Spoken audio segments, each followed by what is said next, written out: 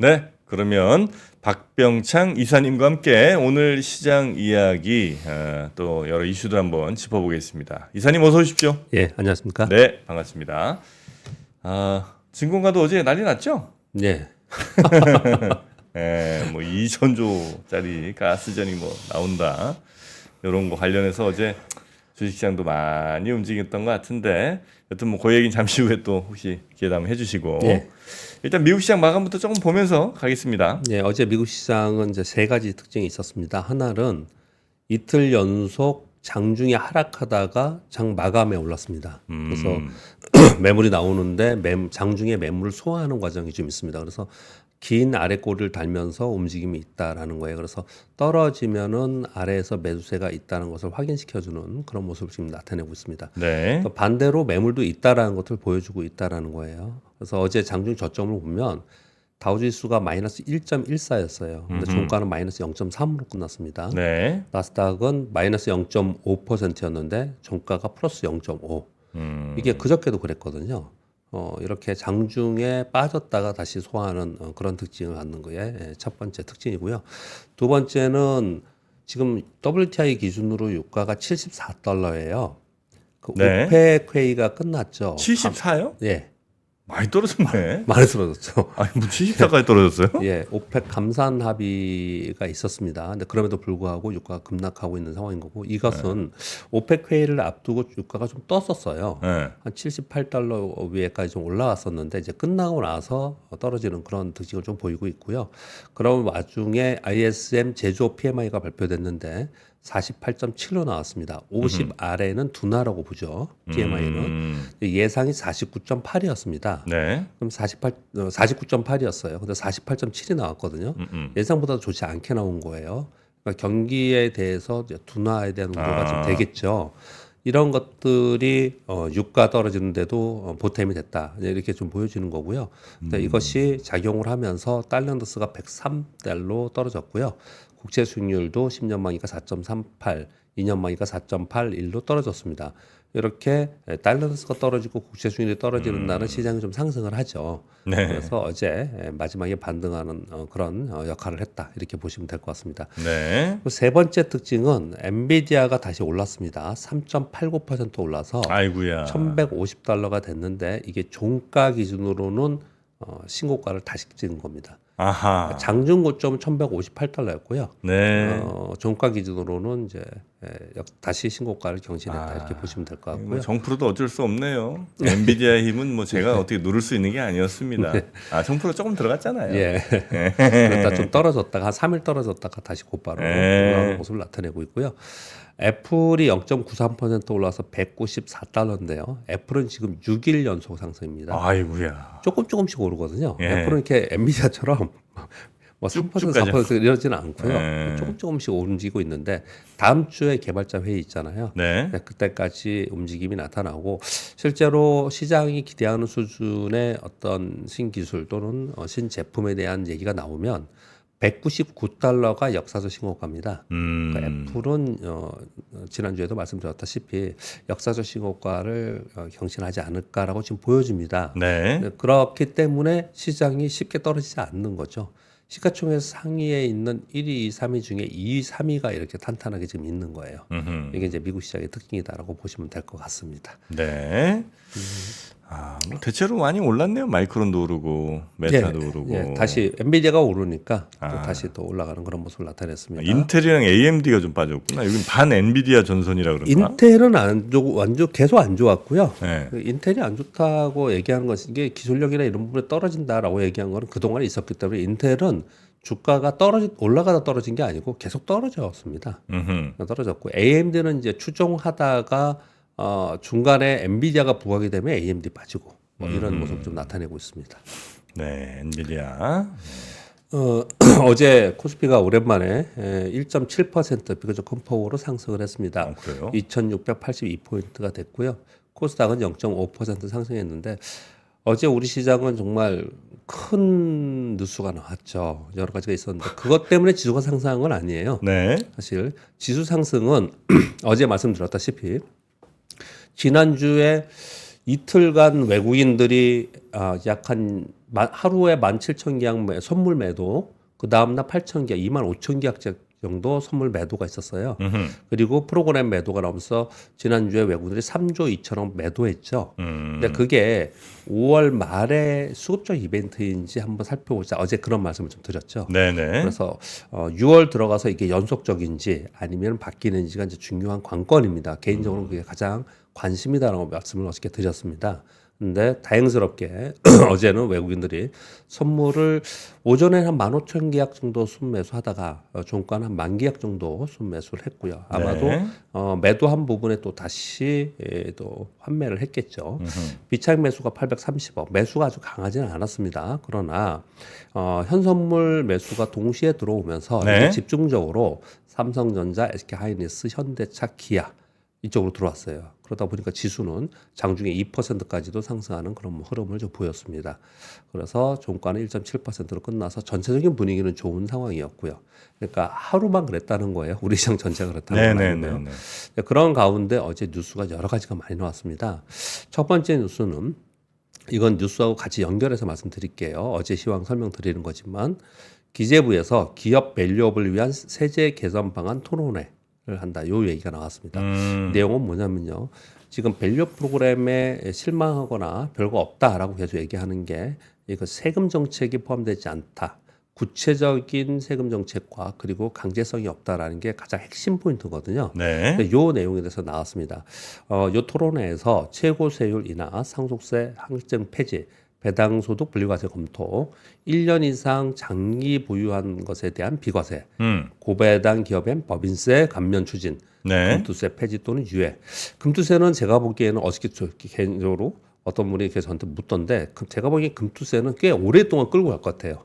정치적인 첨예하게 대립을 하고 있기 때문에 이걸 네. 연말까지 끌고 갈 것 같은데 나머지에 대해서는 계속해서 공청회나 토론을 하면서 이게 좀 합의점을 찾아가려고 좀 하는 것 같습니다.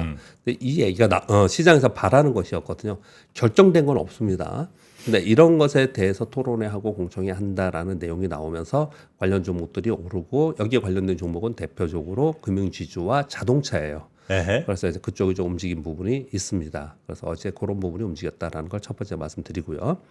두 번째는 우리 공 기자님도 말씀드렸지만 어제 대통령이 직접 포항 앞바다에서 영일만에서 막대한 석유 및 가스 매장을 확인했다. 그래서 어제 한국가스공소가 상장 후에 첫 상한가 쳤습니다. 가스공사가 네, 상장 후에 첫 상한가입니다. 첫 상한가. 공사가요. 공사가 도시가스, 가스관, 피팅, 강관의 초강세를 보였습니다. 아 이미 저 강관 페이팅 다 올랐구나. 아, 제 생각할 수 있는 건 다 벌써 갔네, 그죠? 예, 관련된 것들은 다 올랐습니다. 아 그래요? 그 중에 일부 종목 도시가스 관련 종목 상한가 가고 뭐 강관 종목 상한가 가고 초강세였습니다. 이 내용이요. 그런데 이제 말이 많죠. 일단 내용은 뭐 아까 들으셨겠지만 다시 한번 말씀드리면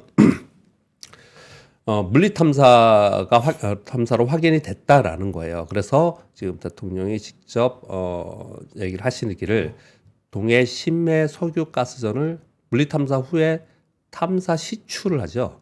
탐사 시추 계획을 승인했다. 이렇게 얘기를 한 거예요.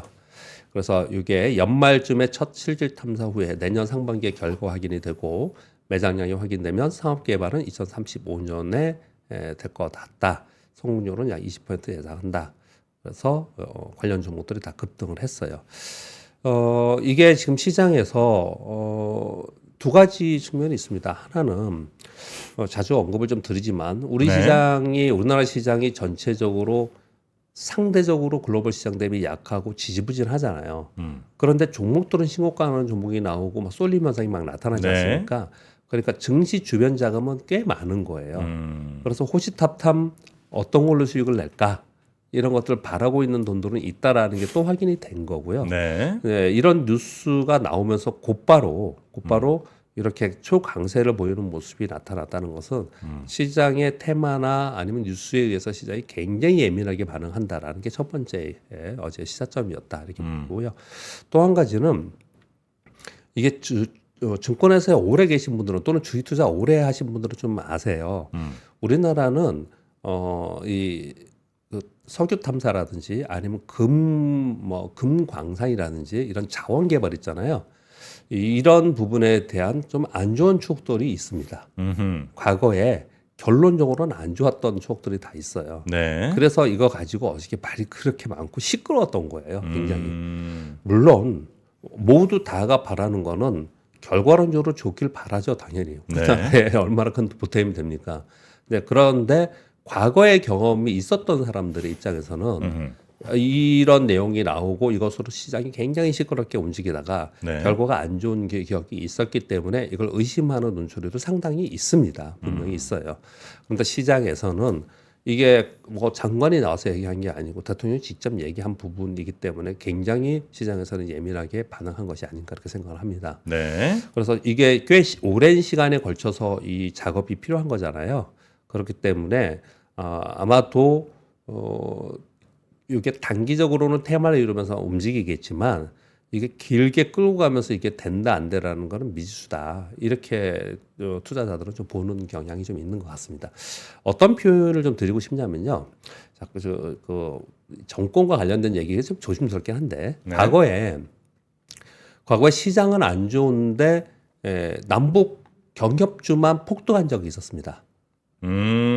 우리 북한과 정상회담하고 막 그럴 때 있었어요. 저도 들어갔잖아요 그때. 예, 그때가 이제 그 종목들이 거의 폭등하고 그랬었거든요. 그때 현대 뭐 조그만 이런 거죠. 그때 보고서들을 보면은 어떤 얘기들이 나왔냐면은 이거는 단기 테마가 아니다. 네. 이거는 우리나라의 장기적으로 맞아. 장기적으로 이거는 계속 끌고 갈 수 있는 테마이고 장기적으로 우리나라의 시장에 그리고 우리나라의 경제에 큰 영향력을 발휘할 수 있는 것이다. 이렇게 얘기하면서 끌고 갔었어요. 그리고 그런 보고서도 많이 나왔습니다. 맞아요. 굉장히 많이 나왔는데 결론은 다 원시했습니다. 그때는요. 지금 이걸 설명드리는 건 아니에요. 네. 근데 이제 이렇게 길게 보고서 가져가야 되는 거, 그리고 그 결과가 미지수인 거 있지 않습니까? 예, 이런 부분들은 시장에서 처음에 나왔을 때는 굉장히 떠들썩하지만 이게 진짜 길게 가져갈 문제인가 아닌가는 또 다른 문제이다.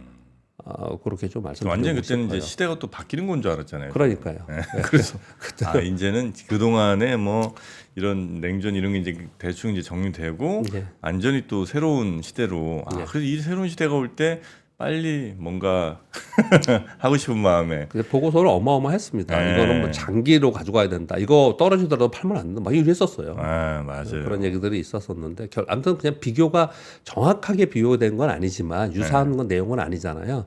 근데 시장의 반응과 흐름 이런 부분에서 좀 말씀을 좀 드리는 거예요. 어제 이렇게 반응한 것은 사실 좀 과도한 면이 좀 있긴 있는 거예요. 그건 우리 시장이 지금 조금 표현을 방송 용어가 아닌 걸 좀 얘기를 하겠습니다. 약간 신경질적이에요. 그런 느낌 되게 많이 봅니다. 그래요? 빠질 때도 그렇고 올라갈 때도 그렇고 그만큼 되게 시장에 대한 회의감, 실망감 또는 우리나라 시장에 대한 이런 심리 자체가 이제 이런 부분들을 만들어놨지 않나라고 생각을 좀 하기는 합니다. 그러나 어떻든 간에 주식 투자를 하는 건 수익을 위해서 하는 거지 않습니까? 네. 그렇기 때문에 이게 이슈가 돼서 움직이면 그 움직임에 따라서 돈을 따라서 돈들은 또 움직입니다. 액티브 자금들은 분명히 또 빠르게 움직일 거예요. 이런 부분들 정도까지만 이걸 봐야 되지 않을까. 그리고 시간이 꽤 걸린다. 이 정도가 지금 어저께 상황이 아니었나 이렇게 생각을 좀 합니다. 네.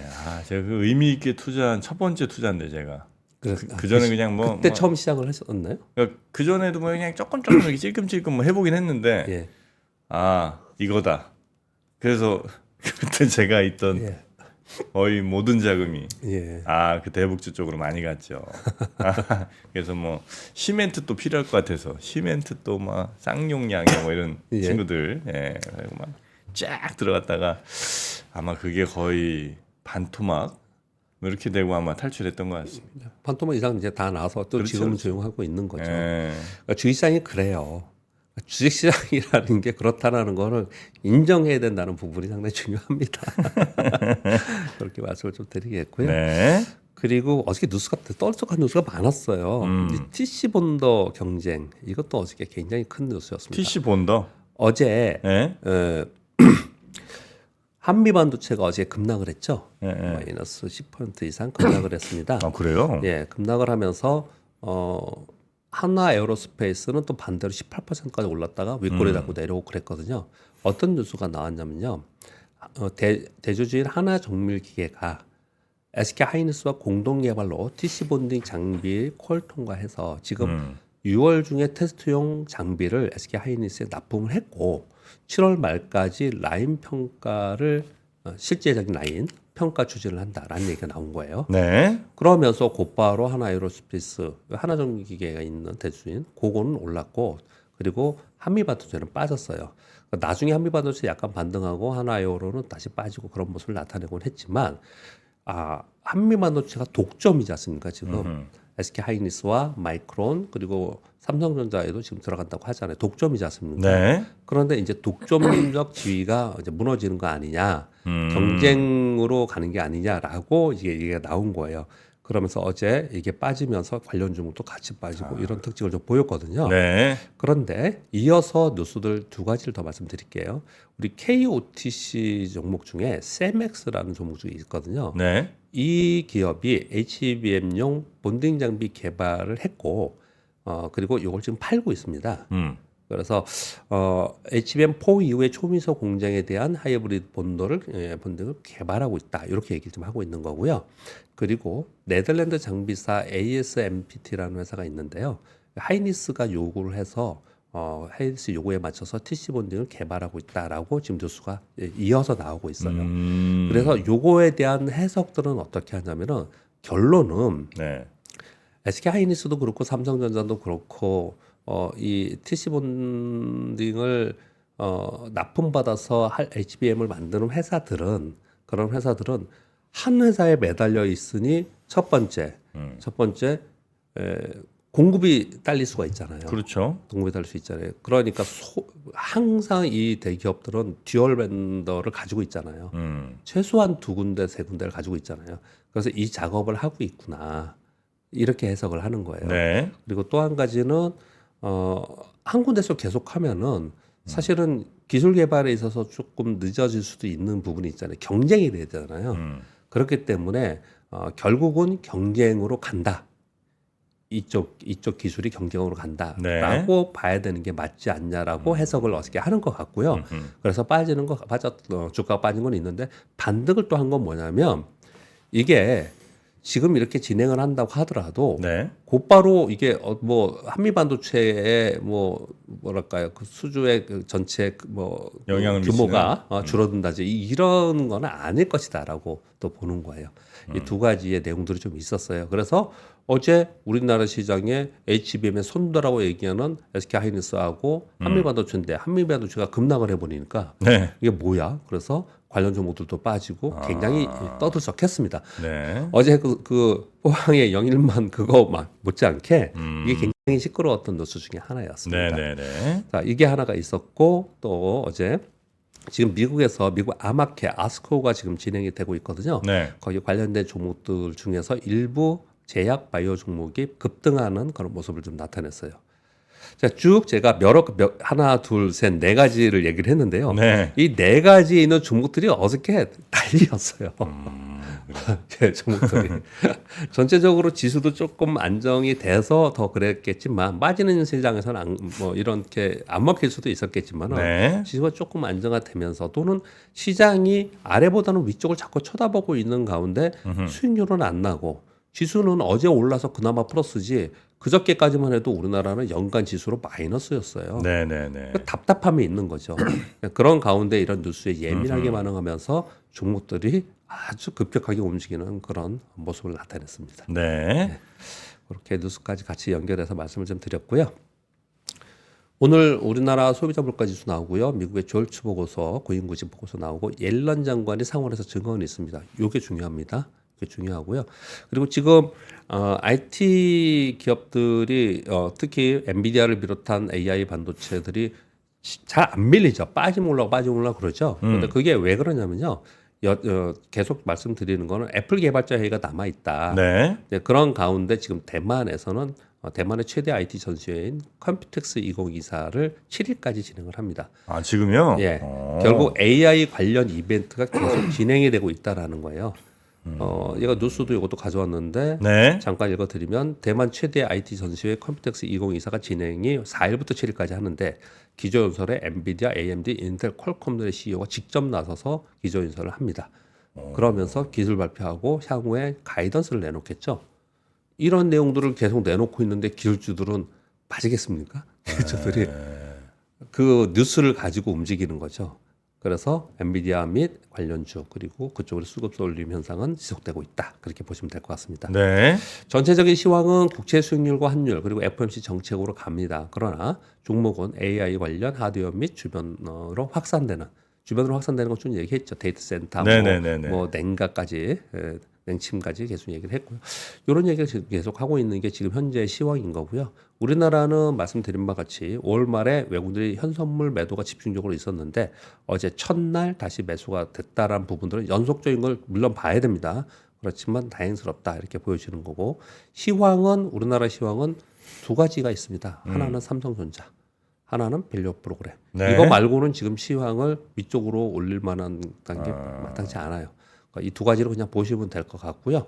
종목은 수출 데이터 나오면서 어제 쭉 설명드렸죠. 네. 거기 이익 증가하는 기업들. 어제 화장품도 수출 데이터 나오면서 주춤주춤 하다가 어저께 또 다 떴어요. 그러니까 수출 데이터에서 이익이 증가하는 데이터가 나오는 그쪽은 계속해서 강세를 보이고 있기 때문에 그쪽을 관심 있게 보는 거고요. 네. 그쪽에 자금들이 쏠리면서 강한 종목이 계속 강하게 나타나고 있는 거고요. 그리고 지금 어제 시황 말씀드린 바와 같이 이슈나 뉴스가 나오면 거기에 의해서 테마가 이루어지는 우리 시장은 전형적인 종목 잔세가 계속 이루어지고 있다. 네. 그렇게 보시면 될 것 같습니다. 자, 뉴스 몇 가지 전해드리겠습니다. 1번 전해드렸고 2번 전해드렸고 3번 말씀드렸고 4번 뉴스는요. 전기차 캐즘으로 한숨. 국내 배터리 업체 신용등급 전망이 하향됐어요. 근데 이거는 좀 답답하고 안타깝습니다. 왜냐하면요. 이 배터리 업체 신용등급 하향의 이유가 뭐냐면 네. S&P에서 LG화학과 LG엔솔, SK이노베이션을 안정적에서 부정적으로 하향했는데요. 부정적이요? 네, 전망을 안정적에서 부정적으로 하향한 거예요. 이렇게 하면은 나중에 어떻게 되는지 아시죠? 신용등급을 하향합니다. 실제로. 처음에 이것부터 하고 하는 거잖아요. 네. 예. 전망을 이제 부정적으로 해놓으면 나중에 하향하거든요. 근데 이게 지금 나왔는데 이유가 뭐냐면 전기차 배터리 수요 둔화 속에서 투자 부담이 확대된다는 거예요. 결국 재무적 부담이 있다라는 거거든요. 뭐 재무적 부담이 있는 상황인데 신용등급이 하향되면 이자율은 더 올라가는 거예요. 더 안 좋아지는 거거든요. 그렇죠. 그래서 그냥 이 뉴스를 들으면서 약간 한숨이 좀 나오는 거예요. 그러니까 안 좋은데 신용등급 하락하면 더 안 좋아지고. 더 안 좋아지는 거거든요. 그리고 또 한숨을 좀 쉬었던 이유는 반면에 CATL은 트리플 B 플러스에서 A-로 상향했습니다. 등급 전망은 안정적으로 바꿨습니다. 이유가 뭐냐? 네. 글로벌 배터리 업계 선두 유지하면서 사업 성장에 따라 이익이 증가해서 자본 지출을 충분히 소화할 것이라고 S&P에서 얘기를 한 거예요. 이 내용을 보면서요. 전에 왜 이 캐즘 상황에서 이쪽에 2차 전지가 지금 계속 안 좋잖아요. 신저가는 계속 안 좋지 않습니까? 그러면서 우리 정프로님이 어떤 질문을 주셨는데 정확한 기억이 안 나지만 제가 대답 드리기를 제가 더 걱정하는 거는 요 캐즘의 구간이 지나서 2025년, 2026년에 다시 전기차가 좋아지고 또는 이쪽은요. 미국의 선거하고도 관련이 있습니다. 네네네. 미국이 지금 대선을 앞두고 있어서 이쪽을 누르고 있는 상태예요. 유권자들의 표가 있기 때문에 누르고 있는 상태. 그래서 선거가 끝나고 나면 또 바뀔 가능성도 있거든요. 근데 그런 기대감은 있습니다. 그래서 2025년, 2026년을 기대하면서 가지고 계시거나 그쪽을 가서 바라보는 게 있거든요. 네. 그거는 맞다고 생각해요. 그런데 그 사이에 일본이나 중국이나 맞아요. 다른 데서 기술 개발에 대해서 따라 올라와서 우리가 최고였다고 생각했는데 그렇지 않은 부분이 되면 어떻게 했냐. 이 부분이 걱정스럽다는 의견을 좀 드렸습니다. 근데 그러는 사이에 S&P는요. 무디스나 S&P 같은 경우는 얘네들 이쪽에서 신용등급 전망이나 신용등급을 이게 매기지 않습니까? 이거는 굉장히 큰 영향을 줍니다. 그래요? 그리고 이들은 그냥 우리 뭐 어디에서 보고서 하나 나오는 걸로 치부하면 안 됩니다. 왜 이런 표현을 드리냐면 우리는 너무 오랜 동안 지금 우리나라가 최고야라고 자꾸 생각을 해요, 이쪽에. 근데 S&P나 무디스에서 이렇게 평가를 하고 있다는 거는 있는 그대로 받아들여야 된다라는 생각이 든다는 거예요. 그래서 조금 답답한 뉴스였습니다. 그러나 또 한편으로 주가적 측면에서는요. 안 좋은 뉴스들이 요즘에 굉장히 많이 나오잖아요. 안 좋은 뉴스들이 계속 나온다는 건 시장이 상당히 아이러니한 게 주가가 많이 빠진 상태에서 안 좋은 뉴스가 훨씬 많이 나와요. 주가가 당연하겠죠. 주가가 오르면 오른 상태에서 좋은 뉴스가 많이 나오고요. 그래서 안 좋은 뉴스가 연일 나오는 것들을 봤을 때 주가는 상당 부분 거의 대부분 반영하면서 움직이고 있는 현상은 있다. 또 생각은 듭니다. 아무튼 이런 뉴스가 나왔다는 부분이 좀 걱정스러워서 말씀을 좀 드렸습니다. 그때 이제 아마 그 질문도 저 뭐 정확한지 모르겠는데 하여튼 지금 막 빠진 상태, 막 거의 뭐 반토막 가까이 났잖아요. 이 상태에서 어쨌든 우리가 기술력이 있으니 그래도 좀 지켜보면서 다시 살아날 시장이 다시 회복될 그때를 좀 기다리는 게 좋을까요? 왜냐면 지금 막 한 40~50% 이상 막 빠졌으니까 그때 지금 팔긴 너무 아깝고 그 아마 질문을 아마 드렸을 것 같은데 그때 주신 말씀이 그거였던 것 같습니다. 그래서 지금 한 1~2년 있으면 다시 이제 전기차 역시 뭐 배터리 다시 이제 갈 수는 있는데 간다고 그때 다시 갈 때도 과연 지금 갔던 친구들이 계속 갈 거냐?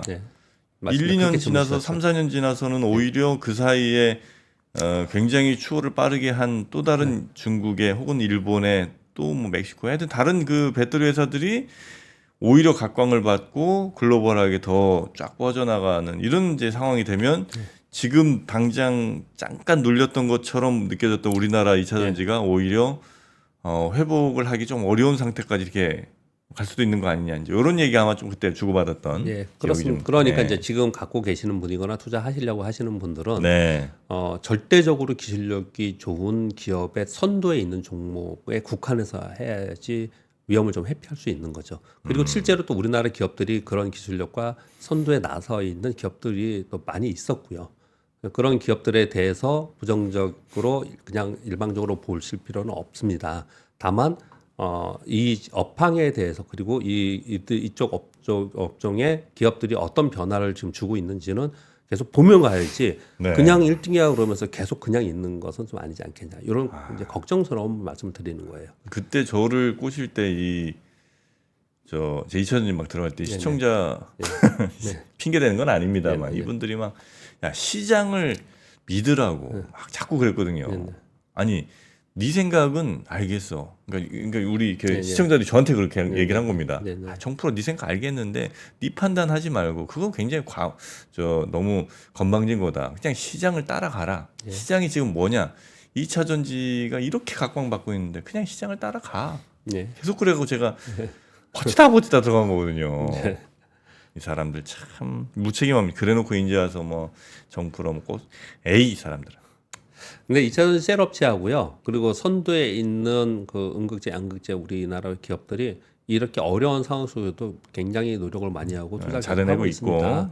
그렇기 때문에 거기에 대한 기대를 해봅니다. 그 부분까지 무시하고 얘기해 드리는 건 분명히 아닙니다. 말씀드리고요. 다섯 번째 뉴스는 낸드 플래시 삼성전자가 여기 뉴스는 안 가져왔는데요. 그 중국에 시안 공장이 있거든요. 그 낸드 플래시 공장이에요. 낸드 공장. 100% 풀가동하고 있다고 하더라고요. 기업용 SSD가 성장을 견인하고 있다는 트랜스포스의 뉴스이고요. 삼성전자, SK하이닉스의 시장 점유율을 유지하고 있고 키옥시아와 웨스턴 디지털이 실적이 악화되면서 상대적으로 시장 점유율을 높여가고 있다는 뉴스예요. 미국의 빅테크와 대형 클라우드 사업자를 중심으로 낡은 HDD를 대체하기 위해서 고용량 SSD를 구매가 증가하고 있다. 이렇게 얘기를 좀 하고 있는 거고 이번 2분기에 SSD 공급과 매출이 20% 이상 성장할 것이다. 이것 때문에 2분기에 이들이 실적이 삼성전자 특히 실적이 좀 처음에는 둔화될 거라고 예상했었는데 바꿔가지고 2분기에 더 늘어날 거다 이렇게 얘기 많이 하고 있는 거거든요. 차트 보시면요, SSD의 시장 점유율은 삼성전자가 있고 SK하이닉스가 있고 이 밑에는 계속 줄어들고 있는 상황이에요. 그런 화면 하나 가져왔고요. 그리고 트랜스포스의 6번 뉴스 트랜스포스의 뉴스인데요. TSMC에서 첨단 패키징 생산 내년까지 폭증할 거다. 수요의 절반이 엔비디아다. 이렇게 얘기를 하고 있습니다. TSMC는 올해 150% 성장을 보고 내년 70% 성장 전망한다. 이렇게까지 얘기를 좀 하고 있는 상황이에요. 네. 그러니까 대만이 엄청 좋을 수밖에 없죠 지금. 그래서 대만이 옛날에 IT 강국 그러면 한국과 대만을 얘기했어요. 그러다가 대만은 예전에는 우리가 어떻게 약간 폄하했냐면은 컴퓨터나 이런 조립하는 약간의 우리보다 약간 뒤처져 있는 국가의 기술력이라고 얘기를 많이 했었어요. 근데 지금은 완전히 바뀌었습니다. 그래서 전 세계 IT의 핵심 기술의 선두에 지금 대만이 지금 들어가 있는 그런 모습을 나타내고 있는 거예요. 왜냐하면 엔비디아, AMD, TSMC가 다 대만 관련되어 있기 때문에 그렇게 얘기를 좀 하고 있는 겁니다. 네. 자, 그런 가운데 아까 말씀드린 대로 대만에서 최대 IT 전시회를 하고 있고요. 그리고 다음 주에는 삼성이 미국에서 파운드리 포럼 개최를 합니다.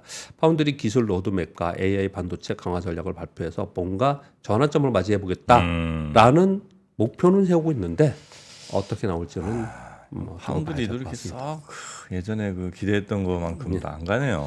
보통은 이거에서 여기서 어떤 기술이 나오고 막 맨날 발표하잖아요. 주가에 먹히나요? 사람들이 그거에 대해서 생각하나요? 그렇지 않잖아요. 네. 지금 당장 수익이 나는 게 중요하다고 생각하는 거지 않습니까? 왜냐하면 주가는 이익 성장을 따라가는 거니까 그렇게 지금 보는 거거든요. 그런데 이게 중요한 건 뭐냐면 이 포럼을 그냥 무시하면 안 되는 게 이런 포럼에서 어떤 기술과 로드맵이 나오는 게 중요하지 않고 저는 주식 투자자 입장에서요. 이런 걸 한다는 얘기는 여기에 가서 여기에 위에 있는 뭐 퀄컴이라든지 아니면은 빅테크 기업들이 참여를 할 거란 말이에요. 참여하면서 그 자리에서 계약이나 이런 것들이 있을 수 있어요. 우리 지금 바이오 기업들이 행사 이벤트를 할 때 거기서 그런 계약들이 있잖아요. 그런 부분이 나오는가가 더 중요하다. 네, 그렇게 보시면 될 것 같습니다. 네. 마지막으로는 제가 저는 지금 완전히 코너에 몰렸습니다. 그래서 말씀 좀 드리겠습니다. 네. 사칭입니다. 사칭 여러분 되게 많았잖아요. 옛날에 많았죠. 카카오 단톡에도 많았고 되게 많았고 네. 한 번은 제가 연락이 와서 여기 영등포 경찰서에 저도 신고도 하고 고소하고 그랬었거든요. 근데 지금 뭐 저를 대표로 승진시켜 주는 사람들이 있긴 했는데 박병창과 함께하는 교보증권 AI 기술력 신선도 뭐 이렇게 해서 이게 지금 네이버에 되게 많이 돌아다녀요. 그리고 제가 봤더니 블로그들을 자세하게 내용들을 써놨기 때문에 진짜인 것처럼 느껴지게 만들어져 있어요. 참 정성 진짜 제가 그런 얘기했어. 참 점성스럽다. 네. 아니면 제 방송을 많이 듣고 있는 사람들이 워딩을 같이 섞어서 그렇게 하는구나라는 느낌을 되게 많이 받거든요. 근데 왜 제가 코너에 올렸다 이렇게 말씀드리냐면 이런 사칭이 막 돌아다니면은 회사에서 어떻게 할 것 같습니까? 전화가 옵니다. 전화가 와서 정말 아니야? 이건 안 되지. 정말 아니야라고 묻거든요. 네네. 정말 아니야라고 대답을 했습니다. 당연히 아니시겠죠. 정말 아니라고 대답을 했어요. 그러나 사람들은 회사도 그런데 일반 사람들이 정말 아니야라고 생각하는 사람들이 있을 수 있는 거고 회사에서 정말 아니야? 그래 정말 아니야. 근데 이런 게 계속 있어. 특히 이번에는 제 이름을 달는 게 아니고 회사까지 같이 달고 나왔어요. 회사에 전화가 되게 많이 오고 있습니다. 그러면 회사에서는 어떻게 할까요? 하지 마라.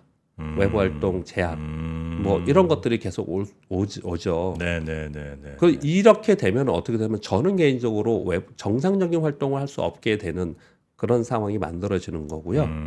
그래서 솔직히 뭐 알고리즘 관련 이런 거에 관심이 좀 많고 공부도 좀 하고 있는 건데 이걸 지금 아무것도 못 하게 되는 그런 상황이 좀 된 거고요. 제가 그런 걸 못 하게 되는 거는 또 어떤 분들은 뭐 저를 뭐 중요하게 생각하지 않는 분들도 있겠지만 또 제 방송이나 제 의견을 들으시는 분들 입장에서는 제 활동은 훨씬 축소될 수밖에 없어요. 그래서 아마도 앞으로 더 축소될 것 같습니다. 이런 일들이 벌어지면 금융사들은 어떻게 할 것 같습니까? 굉장히 몸살이고 금융사들은 몸을 사리면서 특히 그 선두에 있는 직원을 줄 수밖에 없어요.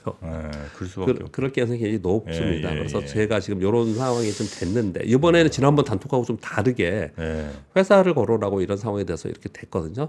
일단 제 상황을 좀 어필을 좀 해드렸고요. 여러분 이런 거 절대 안 한다니까요. 근데 문의가 와요 회사로 계속. 그리고 여기서 이게 그 분들이 통화를 들어보면은 여기다 돈을 넣으라고 한대요. 이 피해가 분명히 있을 수 있어요. 있게 나타날 것 같아요. 네네네. 그래서 정말 걱정스럽고 난처한 상황이 좀 됐어요.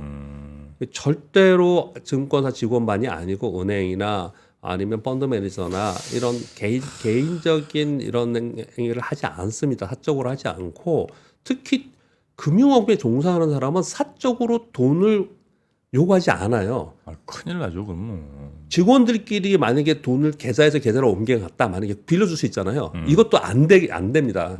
굉장히 이 돈 금전 거래를 엄격하게 다루거든요. 그렇겠죠. 그런데 희한하게 돈을 막 주거나 이거 맞냐라고 이렇게 생각하시는 분들이 굉장히 많아요. 너무 좀 길어졌는데 제가 지금 되게 난처하게 지금 상황이 좀 지금 됐어요. 말씀 주시는 거 보니까 충분히 어떤 상황인지 감이 좀 옵니다. 그래서 아무튼 여러분 너무 조심하셔야 되고 그리고 혹시 이런 거 보시면 죄송하지만 다 신고를 같이 해주시는 분 좀 더 괜찮잖아요. 네이버 같은 데는 참 이런 거 네이버 카카오 이런 데는 참 얼마나 많은 사람들이 들어와서 얼마나 많은 피해가 생길 수 있는데도 이거 사칭이라고 그렇게 얘기해도 그렇게 안 없애줘요. 이게 피해가 있는 거잖아요. 당연히 있죠. 금융 범죄지 않습니까? 그러니까 나중에 피해가 다 생기고 나면 그때 지워주는 것 같은데, 그러면 다 사후약방문이고 아무 소용 없는 거죠. 나중에 이거 돌려받을 수도 없을 텐데 사고가 생기기 전에 누가 봐도 명확하게 그 본인이 직접 아니라고 그렇게 얘기하고 저도 뭐 메일 많이 보내봤습니다. 저야 뭐 사실 뭐 누가 그렇게 속겠습니까? 근데 저한테도 이렇게 사칭이 생기는데 진짜 이거 좀 전문적인 분야에서 이렇게 일하시는 분들이 일을 할 수 없도록 이렇게 자꾸 만들어 버리면 결국 남는 거는 다 이상한 사람들이 또 이 시장에 결국 남게 되는, 그래서 여러분들이 결국은 또 손해를 보게 되는 그런 상황이 온다는 거죠. 여러분들도 이런 거 보시면 하여튼 네이버에도 좀 신고를 좀 해주시고 뭐 경찰에 신고하는 것도 좋고요. 이런 포털 사이트들이 조금 더 신경을 좀 썼으면 좋겠다는 생각을 하면서 그리고 또 회사에도 조금 섭섭하네요. 물론 이제 굉장히 보수적으로 어쩔 수 없이 이제 해야 되는 거야. 뭐 그렇겠습니다만 이사님이 뭐 한두 해 이렇게 하신 분도 아니고. 네, 여튼 절대 저희 출연자분들, 저희 하시는 분들은 여러분한테 뭐 돈 요구하면서 뭐 투자 뭐 어디 종목 지원 이런 거 안 합니다, 여러분. 네, 사칭에 절대 속지 마시기 바라겠습니다. 자, 오늘 어떻게 이 정도 하고 우리 이사님은 좀 보내드리도록 하겠습니다. 너무 고생 많으시고 제가 다시 한번 대신에 사과 좀 드리겠습니다. 무슨 말씀이죠? 죄송합니다.